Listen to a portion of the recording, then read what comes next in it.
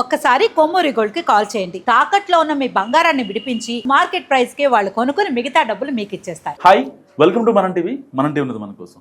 So Sunil Naik arrest విషయంలో YCP ఇక్కడ ఒక డ్రామా క్రియేట్ చేస్తుందని కూటమి చెప్తుంది. లేదు, కావాలని జగన్మోహన్ రెడ్డి గారి పేరు చెప్పించాలని చెప్పి ఇటు సునీల్ నాయక్ మాట్లాడుతున్నాడు. అసలు ఎంటైర్ త్రిబులర్ వర్సెస్ సునీల్ నాయక్ విషయంలో ఏం జరుగుతుంది మాట్లాడదాం. మనతో పాటు జాయిన్ అయ్యారు ప్రముఖ పొలిటికల్ అనలిస్ట్ అంకమరావు గారు. నమస్కారం సార్. ఏంటి సార్ అసలు సునీల్ నాయక్ డ్రామా చేస్తున్నాడు అనుకోవచ్చా, లేకపోతే ఎవరు డ్రామా చేస్తున్నారు? ఇప్పుడు రఘురామకృష్ణరాజు గారి ఉదంతంలో ఈరోజు సునీల్ నాయక్ గురించి ఆంధ్ర రాష్ట్ర వ్యాప్తంగానే కాదు భారతదేశ వ్యాప్తంగా ఒక చర్చ జరుగుతుంది. కారణం ఏంటంటే నీకు బీహార్ కేడర్కి చెందినటువంటి ఈ సునీల్ నాయక్ ఎందుకు డిప్యూటేషన్ మీద ఆంధ్ర రాష్ట్రానికి వచ్చాడు? అది జగన్మోహన్ రెడ్డి ఉన్న సమయంలోనే వచ్చాడు. జగన్మోహన్ రెడ్డి అధికారం భంగంలోనే మళ్ళీ ఎందుకు వెళ్ళిపోయాడు? పర్టికులర్గా రఘురామకృష్ణరాజు గారి విషయంలో ఆనాటి సునీల్ కుమార్ ఆధ్వర్యంలో ఇతను సిఐడి ఎస్పీగా ఉన్నాడు. వీళ్ళిద్దరూ కలిసి ఆయన్ని అర్ధరాత్రి పూట తీసుకొచ్చిన విధానం కావచ్చు, ఆయన ఇంటి మీద ఏ విధంగా వెళ్ళి బలవంతంగా తీసుకొచ్చిన విధానం కావచ్చు, ఆ తర్వాత ఆయన మీద కస్టోడియల్ టార్చర్ విషయంలో కావచ్చు, ఆయనకి గాయాలైన విషయంలో కావచ్చు, ఆయన్ని కొడుతూ ఎవరికైతే వీడియో చూపించారో ఇవన్నీ కూడా ఫలాని వ్యక్తులు ఉన్నారు. సునీల్ కుమార్, పిఎస్ఆర్ ఆంజనేయుల ఆధ్వర్యంలో సునీల్ కుమారు, సునీల్ నాయక్, విజయపాల్ అనే అతను, వీళ్ళతో పాటు తులసిబాబు అనే అతను, వీళ్ళందరూ కలిసి ఈ కుట్రలో భాగస్వాములు. తులసిబాబు అనే అతనైతే నా గుండెల మీద కూర్చొని గుద్దాడు, అతను కూడా దాడి చేశాడు అని చెప్పని స్పష్టంగా అందరి పేర్లతోటి రఘురామకృష్ణరాజు గారు ఫిర్యాదు చేసిన సందర్భంగా వీళ్ళందరినీ పిలిపించాలనే క్రమంలో ఒక్కోళ్ళని పిలుస్తూ ఉన్నారు. సునీల్ కుమార్ సస్పెండ్ అయ్యి ఉన్నాడు. ఈ సునీల్ నాయక్ అనే అతను అక్కడికి వెళ్ళిన తర్వాత అక్కడ కోర్టులో వాళ్ళ కోర్టులో వేసుకుంటే అతనికి బెయిల్ ఇచ్చింది. బెయిల్ ఇచ్చిన తర్వాత ఆ బెయిలు అయిపోయిన తర్వాత వీళ్ళు అతను తీసుకురావాలని చెప్పని ఇప్పుడు ఇక్కడి నుంచి వెళ్ళారు. వెళ్ళిన సందర్భంగా అక్కడ పోలీసులు ఏ విధంగా ప్రవర్తించారో అందరూ చూస్తూనే ఉన్నారు. న్యాయస్థానంలో ఏ విధంగా చేస్తే ఇప్పుడు అతను ఎవరికి కనపట్టలేదని చెప్పి పారిపోయాడు ఒక రకంగా చెప్పాలంటే. మరి అలాంటి వ్యక్తికి ఈరోజు లుకౌట్ నోటీసులు కూడా ఇవ్వడం కూడా జరిగింది. ఇప్పుడు అతను ట్వీట్ చేశాడు. ఆ ట్వీట్ చేసిన దాంట్లో రఘురామకృష్ణరాజు గారు జగన్మోహన్ రెడ్డి పేరు చెప్పమని, నేను ఎస్టీని కాబట్టి, అంటే కులాన్ని ఇక్కడ అంతకుముందు సునీల్ కుమార్ ఉపయోగించాడు, ఇక్కడ ఇతను ఉపయోగిస్తున్నాడు.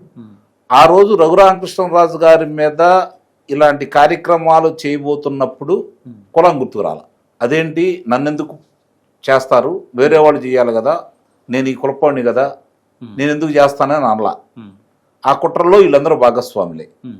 ఈరోజు వాళ్ళ మెడకి చుట్టుకుంటుంది కాబట్టి సునీల్ కుమార్ కావచ్చు, విజయపాల్ కావచ్చు, పిఎస్ఆర్ ఆంజనేయులు కావచ్చు, సునీల్ నాయక్ కావచ్చు, తులసిబాబు కావచ్చు, వీళ్ళందరి పాత్ర బలంగా ఉంది. సాక్ష్యాధారాలు ఉన్నాయి కాబట్టి 164 స్టేట్మెంట్స్లో మిగిలిన వాళ్ళు కూడా వీళ్ళ పేర్లు పొందుపరిచారు కాబట్టి అవన్నీ పరిశీలించిన తర్వాతే కదా సునీల్ నాయక్ని అరెస్ట్ చేయడానికి వెళ్ళింది ఆంధ్ర రాష్ట్ర బృందం.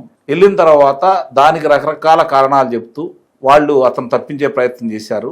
ఈ వాదనలు కూడా న్యాయమూర్తిని అంత సమయం కూడా ఇవ్వకుండా 2 నిమిషాల్లోనే ఆయన తీర్పు కూడా వెలువరించడం కూడా జరిగింది.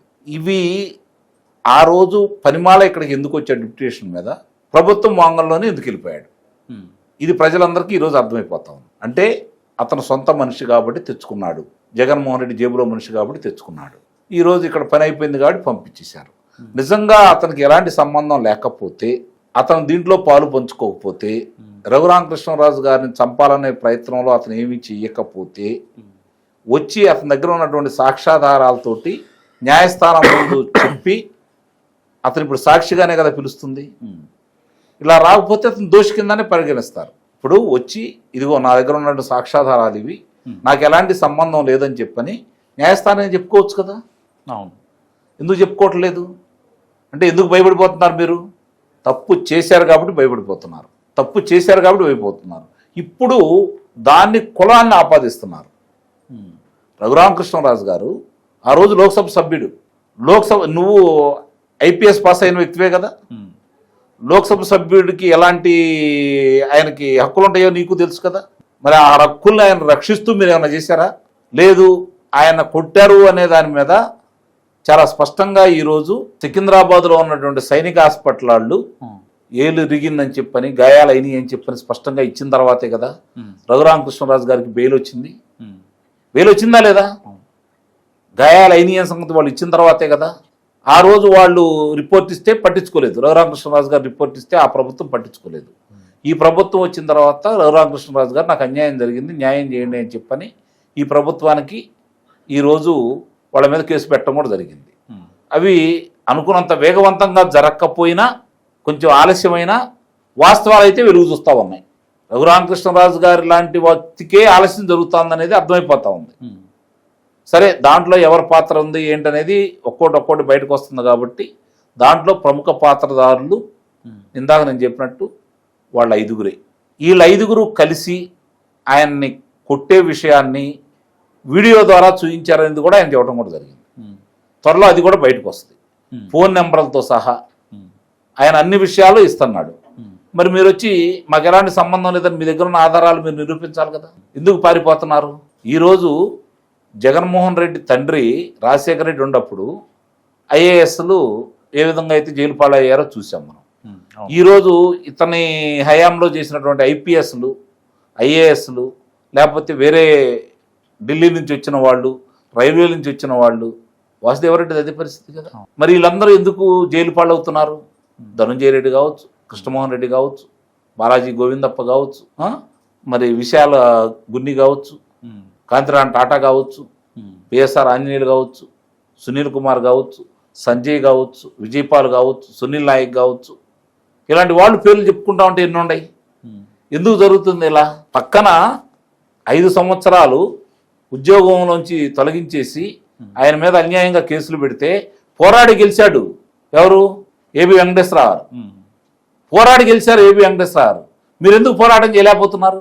తప్పు వీళ్ళ వైపు ఉంది కాబట్టి, న్యాయం రఘురామకృష్ణరాజు గారి వైపు ఉంది కాబట్టి, బాధితుడు ఆయన కాబట్టి, ఆయన చెప్పే వాస్తవాలు కాబట్టి నిస్సందేహంగా కొంచెం ఆలస్యం అయితే అవ్వచ్చేమో కానీ ఎవ్వరు కూడా తప్పించుకోలేరని అయితే నాకు అనిపిస్తాం. Thank you sir.